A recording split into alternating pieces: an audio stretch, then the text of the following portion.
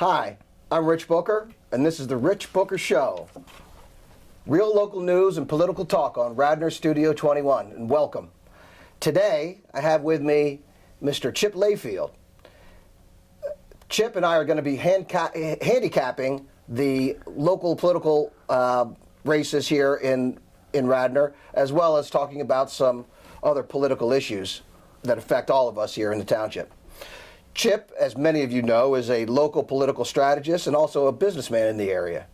Chip follows closely the local political issues and has been predicting outcomes of elections for years. So Chip, welcome, and tell us a little bit about yourself and what are your thoughts on the upcoming elections generally, and then we'll go into and talk about some of the specific voting trends and other elements that will be impacting on the races that we see coming up.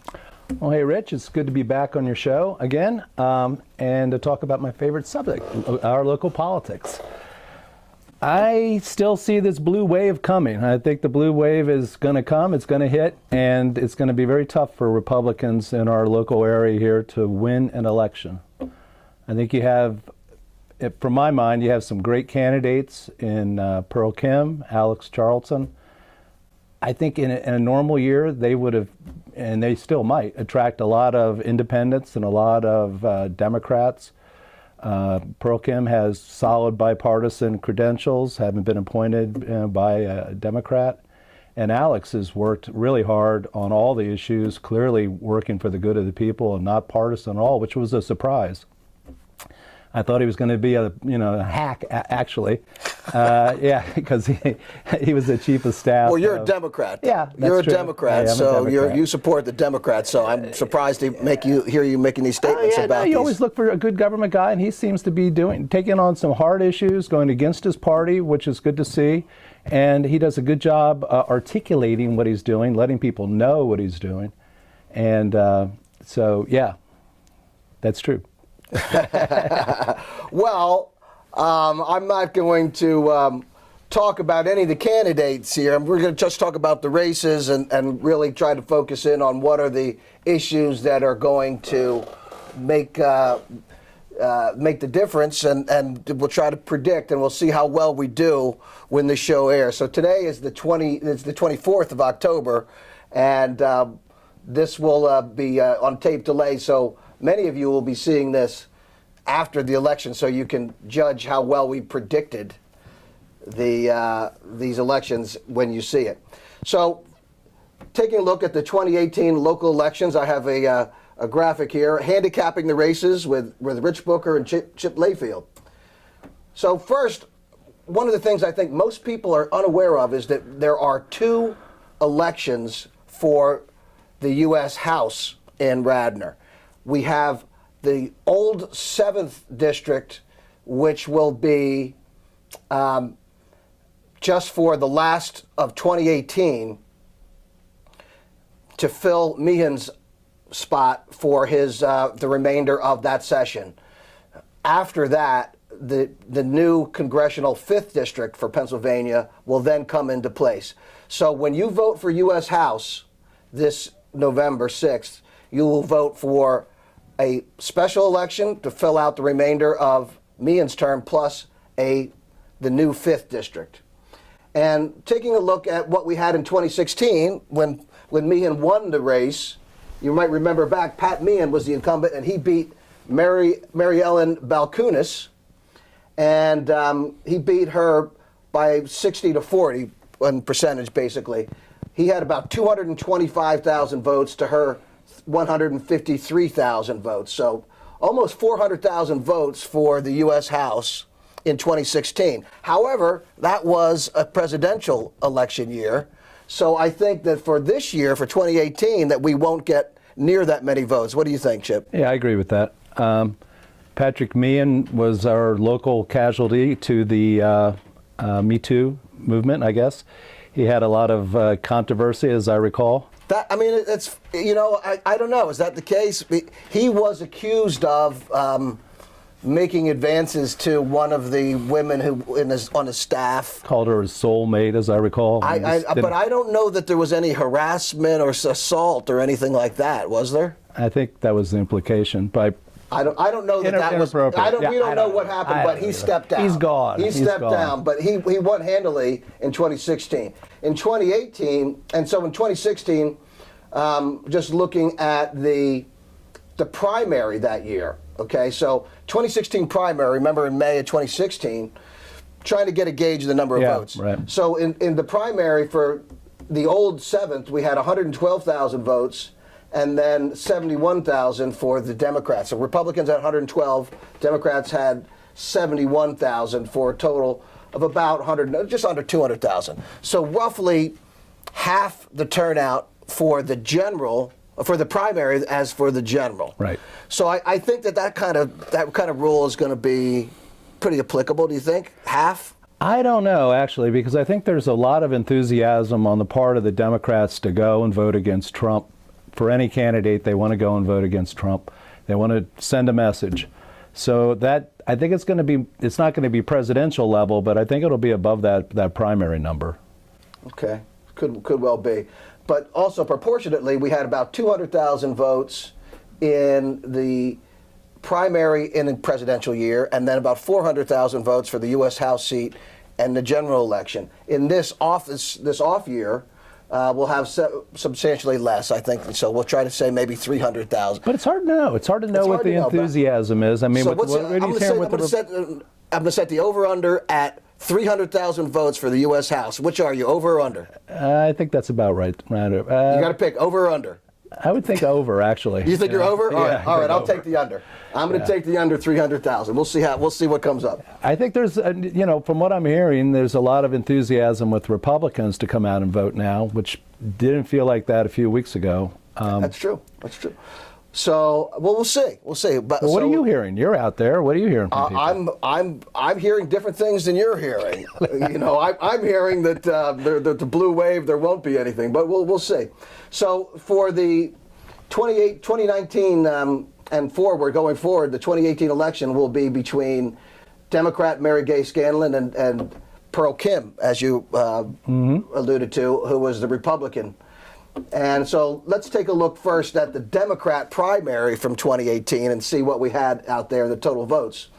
When you look at the total votes in the Democrat primary in 2018 in May, it was a total of 60,000 votes. But look how many different. Oh, were there 9 candidates? There were 9 candidates, I think, in the primary. Yeah, and so Mary Gay Scanlon, who came out out of the Democratic primary, she had only 28% of the vote in the primary, or 28.4, 17,000 votes. And then second was a woman, Ashley Lukenheimer, which a lot of people thought would come through. And Richard Laser also was very close. They both had about 9,000 votes. We also had the Me Too, because I think our state senator was, Dalen Leach, was planning to run on this seat too. And he had that Me Too moment with people bringing accusations against him, so he had to bail out, which really kind of opened it up. And then Greg Vitale was going to run. Greg Vitale was in there. Vitale pulled out and came back. Vitale only had about 9% of the vote with about 5,000. And also a local area woman, Lindy Lee, only got about 7% of the vote. So there was about 9 folks. But the key for this, I think there's 60,000 votes in the primary. Right. So if there were 60,000 Democrat votes in the primary in 2018, we could get 120,000 maybe. Yeah. In the general election. So let's look at the Republican primary. The only person on the ballot was Pearl. Right. And she got 100% of the votes according to my information. And it was 34,000 votes that she received on the Republican side. So we have 120, and then this would be maybe 70. So that's only about 200,000 votes. So I think the under is going to win out on that on this U.S. House race. I don't think we'll get 300,000. I can't see it being much more than 200,000, but maybe it will be. We'll see. Yeah, I don't know. There hasn't been, I've been surprised there hasn't been a bigger push for enthusiasm locally. Some of the townships, there's a lot of signs out. A lot of people have been working, hanging things on mailboxes. But in Radnor, it's been pretty low key. Well, remember, signs don't vote. No. Signs, so you're right. I haven't sensed a lot of enthusiasm one way or the other either. I really haven't. I think However, there's been a decision from both Democrats and Republicans nationally and on down that we're going to do local elections, local issues. And it's kind of changed since the Kavanaugh hearing into more national issues. And it'll be interesting to see what that does for the enthusiasm and the messaging. I haven't felt that Kim's messaging's been particularly strong. Like her background, and I did hear her at Highland Avenue at one of the events there, and she gave she spoke there. So she's out there, she's working it. I don't know. It'll be interesting to see what do you sense there's enthusiasm for her candidacy? I know the Democrats like Mary Gay. Well, one of the things we talked about with the new congressional 5th district, that was changed from the old 7th, which went west from Radnor and went west into U shape in the state. Now is really Delaware County, West Philadelphia, and South Philadelphia, and that House district has been tailor-made. By the courts. Tailor-made by the courts. And Eric Holder, I'm told, was involved in this. And that was tailor-made to make sure that it was a Democrat Everyone's Democrat happy. spot. Very happy with that. Well, I don't know if everyone's very happy, but that was the purpose, I think. And it puts 2 seats in play. I think it's very likely it'll be successful because the new congressional 5th district went 22 points for Hillary Clinton in 2016. So with that much of an advantage with West Philadelphia, South Philadelphia, even if Pearl Kim has an advantage in Radnor and some of the other local areas, I think it's going to be very difficult for that to overcome what's going to likely be a vast majority in the inside the city. I agree with that. But what a great candidate! I mean, that's a good job of recruitment, I think, for somebody like that for this situation. That was very fortunate. Well, I'm glad that you think that. If you're trying, I'm a little less enthusiastic. If you're trying to get, let me say, if you're trying to get Democrat and independent votes, and Mary Gay Scanlon, I actually know a little bit and worked with her when I was at Ballard Spar. Oh, okay. And she was one of the lawyers there, and but I haven't been at Ballard Spar since 2002, so it's. But you still wrote a donation out for her, I'm sure. No, former I didn't. Colleague. I did not write a donation, and you can check. You can check on that. But anyway, so our prediction between. First of all, we said we have an over/under on 300,000 votes, and Chip is taking the over. I'm going to take the under 300,000. Right. Now, so between Mary Gay and Pearl Kim, what is your prediction for the 5th congressional district? We're going to keep the special election out of it. All right, what are we looking at? Around 200 is the. Well, just who's going to win? It's just straight up who wins. Okay, I think Mary's going to win this one too. You think Mary Gay's going to win? Yeah. All right, and I think Mary Gay's going to win as well. So I think that's what we're doing is predicting the outcomes, not talking about what our desired outcomes are. No. This isn't who we favor. This isn't us making any kind of political statements or being persuasive. We're not trying to do that. You're not being influenced by a former colleague or I'm not being influenced. I'm just saying, based on the numbers, seems to me more likely than not that Mary Gay Scanlon comes out. I think so. I do. I think so. So we'll put a check on both of those for us. Next local election we have is PA House District 166. So this is the Pennsylvania House, and this is for my district in the 2nd Ward where I live. I'm part of the 166th. And the 166th, the incumbent is Greg Vitale, and the challenger is Republican Baltasar Rubio. Mm-hmm. So these folks people have talked about a lot, but let's look at the primary for both of these candidates. For the 166th House District, both of them, I think, ran unopposed, right, for the primary. So back in May, we had Greg Vitale with 6,765 votes in the primary for the PA 166th, and the challenging candidate, Baltasar Rubio, had 2,993, about 3,000. So more than double the votes in the primary for the 166th were for Vitale. So 6,700 primary votes for Democrats, and for Baltazar Rubio, about 3,000 for the Republicans. So that's unique numbers, isn't it? Not good for the Republicans. I used to do. You're giggling here. Wait. It's not good. That's a disaster. In a normal election, Vitale would actually be down and the Republican would be up because you would get more primary voters that would come out of Republicans. So I used to do Greg's campaign literature and signs and everything, and we were good friends. And he would always lose the primaries. He would always lose the primaries, and significantly. Well, but it's not losing. He would win the primary, but he would just have less total He would votes. lose total votes. What we're talking about. And, Yeah. and in the primary, we're not talking about, Republicans versus Democrats. We're just looking at how many voters came out. No, it's important for the campaigns to look at it because you kind of gauge yourself, how am I doing? Right. And those numbers are like unbelievable. That's all I could say. Well, I mean, unless there's a lot of enthusiasm out there, it's not going to be. It's not going to be pretty. Let me put it that way. I think that, again, we are doing analysis here. This isn't who we want to win. We're not trying to be persuasive. Nope. Right? We're not stumping for any of these. No. We're just analyzing the races and handicapping. I would like to know a little more about Baltazar. I know you had him on and all.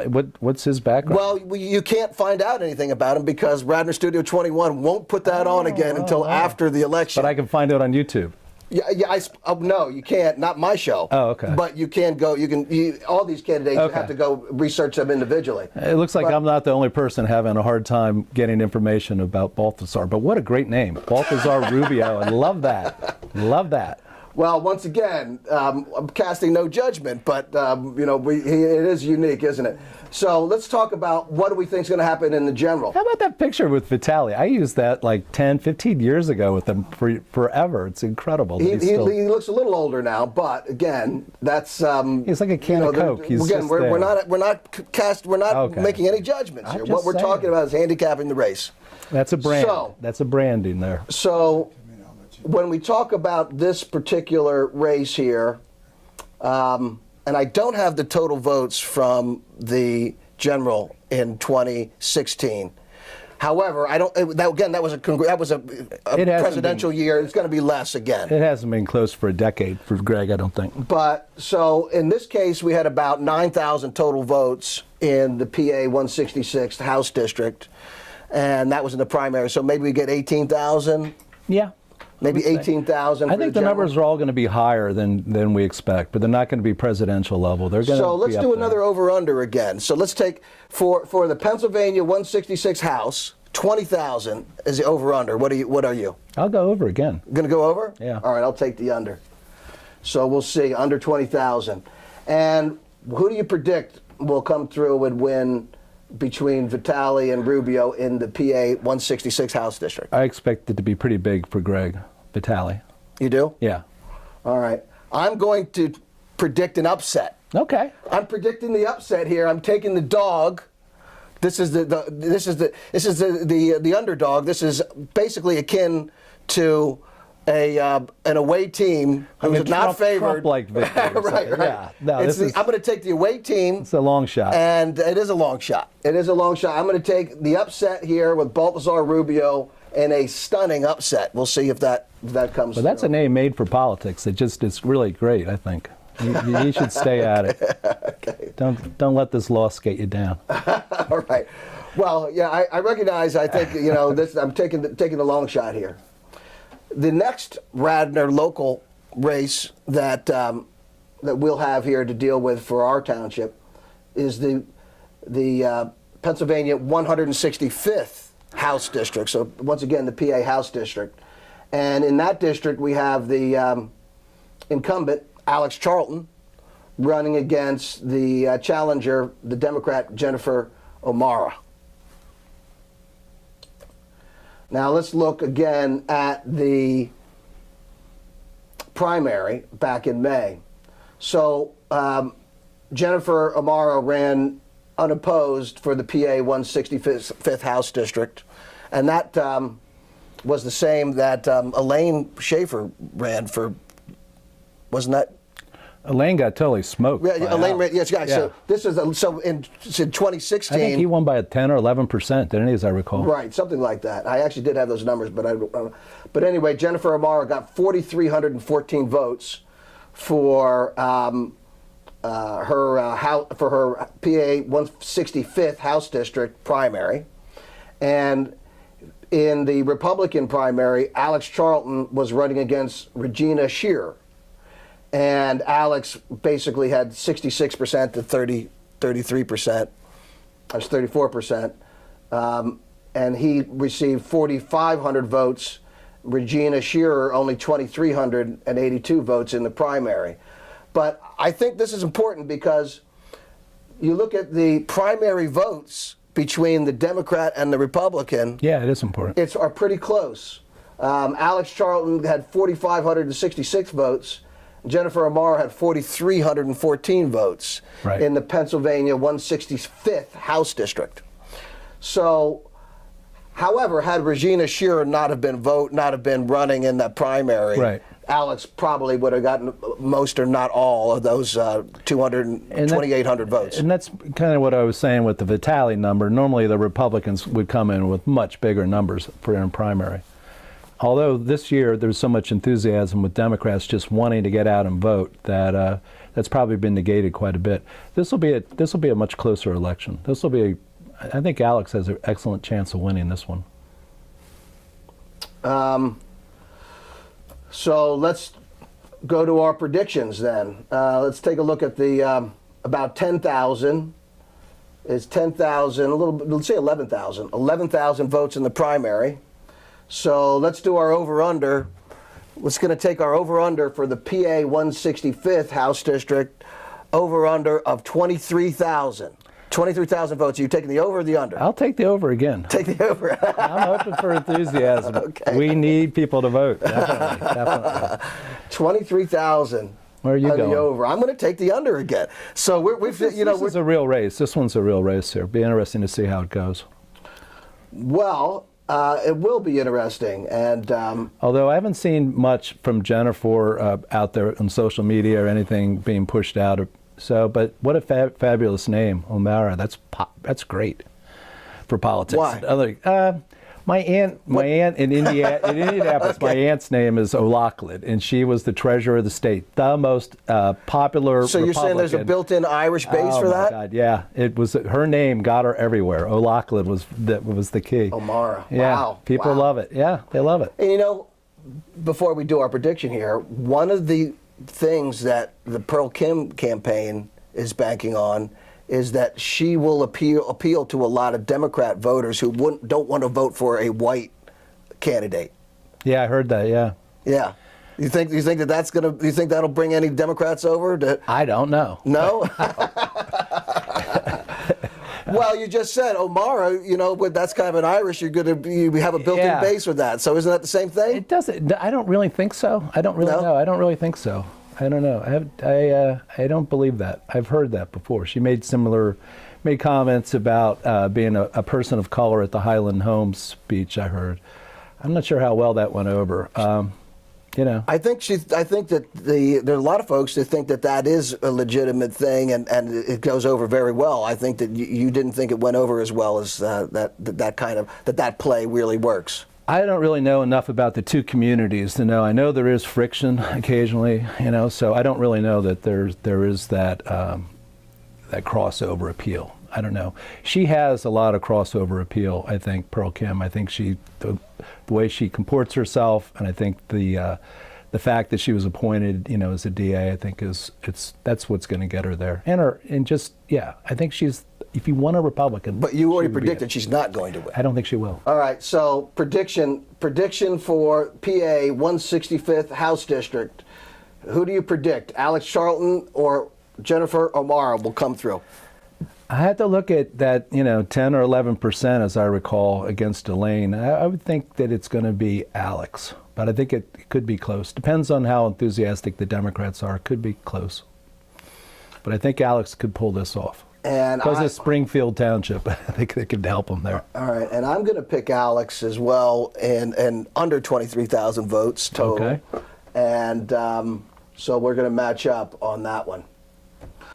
We had some new developments on the very infamous Exhibit 6 issue in Radnor. As a matter of fact, there was an article in the local paper by Linda Stein, a great writer for the local paper here, that former Commissioner Higgins and current Commissioner Nagel were involved in the receipt and distribution of those township documents, which an excerpt of which became the Exhibit 6 to the McCone complaint.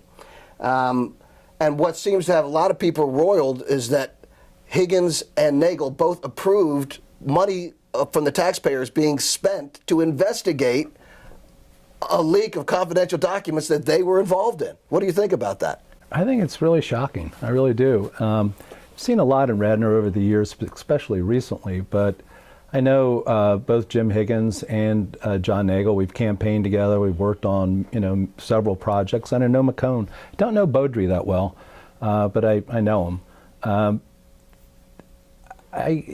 Both those guys are former military people. I know they think of themselves as being very principled people. I'm honestly surprised that they just didn't say, hey, it was a mistake. You won the election. Accept our apology. This is what we did. It was stupid. We didn't really need it. They had this big blue wave coming. I don't know why they felt the need to try to cheat and steal the election.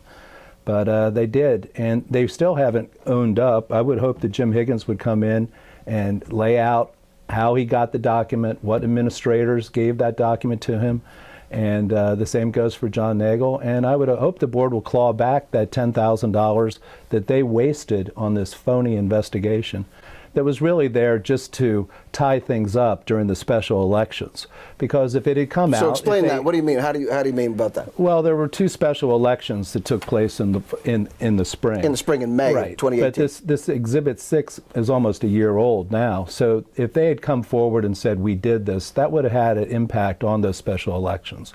If you had two commissioners that are using confidential testimony from the police chief to put together a bogus fake complaint with other things from the administration, essentially emails, that it's so bad because you're essentially letting the administrators pick who their bosses are, and you're disenfranchising thousands. What do you have, like 3,000 voters, 2,000 voters in your ward? It's really bad. It's really shameful. It's a shameful waste of money. But just the cheating and so it's not only colluding. It's not only those folks colluding with the Democrats to try to affect an election.